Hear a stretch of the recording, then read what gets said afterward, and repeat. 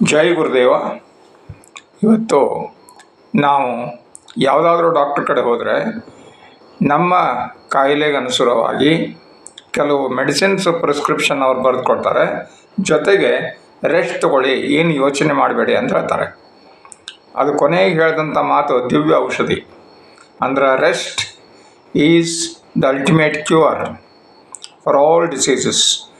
ಯಾಕಂದರೆ ಡಿಸೀಸ್ ಅಂದರೆ ಏನು ಹೇಳಿ, ಈಸ್ ಅಂದರೆ ಲ್ಯಾಕ್ ಆಫ್ ಈಸ್ ಡಿಸೀಸ್.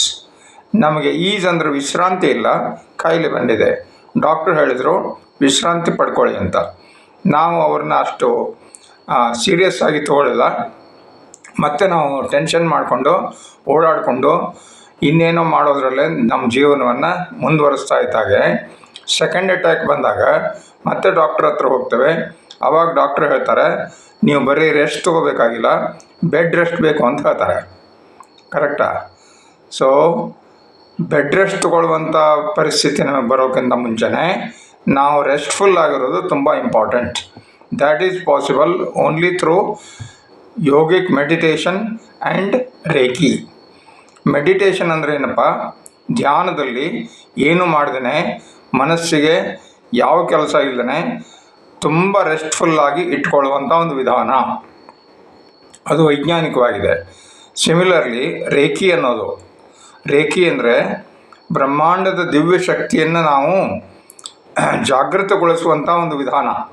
ಆ ರೇಖಿಯಲ್ಲಿ ಕೂಡ ನಮಗೆ ಸುಪ್ತ ಮನಸ್ಸಿಗೆ ತುಂಬ ವಿಶ್ರಾಂತಿ ದೊರಕಿ ಅನೇಕ ಮಾನಸಿಕ ಮನೋದೈಹಿಕ ಕಾಯಿಲೆಗಳು, ಸೈಕೋಸೊಮ್ಯಾಟಿಕ್ ಡಿಸಾರ್ಡರ್ಸ್ ಎಲ್ಲನೂ ಹೊರಟೋಗ್ಬಿಡ್ತವೆ.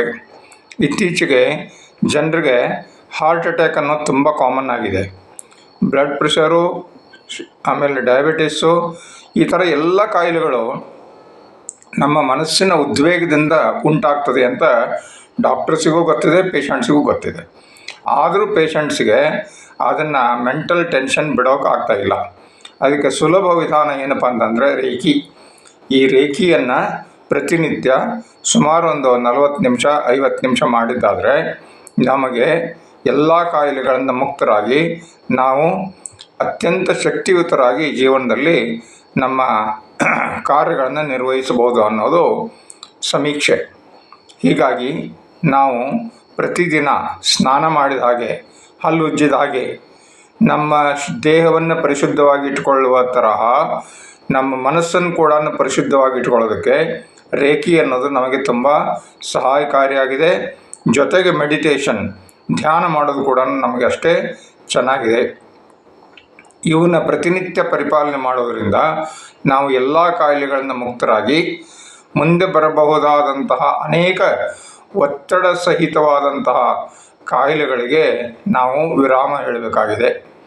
ಆದ್ದರಿಂದ ಎಲ್ಲರೂ ಇದನ್ನು ಪ್ರತಿನಿತ್ಯ ಸರಿಯಾದ ಗುರುಗಳ ಮಾರ್ಗದರ್ಶನದಲ್ಲಿ ಕ್ರಮಬದ್ಧವಾಗಿ ಕಲಿತುಕೊಂಡು ದೀಕ್ಷೆ ಪಡ್ಕೊಂಡು ನಿಯಮಿತವಾಗಿ ಪರಿಪಾಲಿಸಿಕೊಂಡು ಬರುವ. ಇದರಿಂದ ಎಲ್ರಿಗೂ ಒಳ್ಳೆಯದಾಗಲಿ. ಯುಗಾದಿ ಹಬ್ಬದ ಶುಭಾಶಯಗಳು.